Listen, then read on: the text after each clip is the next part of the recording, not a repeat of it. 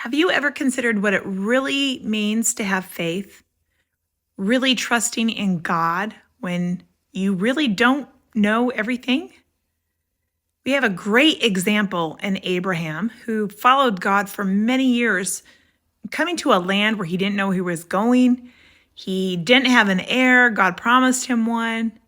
And Abraham said, "Okay, I believe you. I believe you, God, because you've brought me this far." It tells us in Genesis 15, verse 6, and Abraham believed the Lord, and the Lord counted him as righteous because of his faith. So then you fast forward 7 chapters in the Bible to Genesis 22, where God makes a weird request, command, whatever, of Abraham and tells him to go and sacrifice this son that he is promised.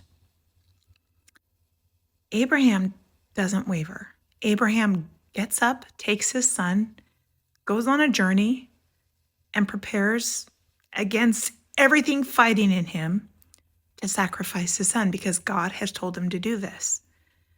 And his son, when asking where the animal was for the sacrifice, Abraham said to his son, "God will provide." And sure enough, just as Abraham was about to make that fatal blow to his son, God intervened. So when we talk about Abraham's faith, it's faith even in the illogical, even when things don't make sense, he still knows that God is going to come through for him. It's faith because God has proved who he is time and time again.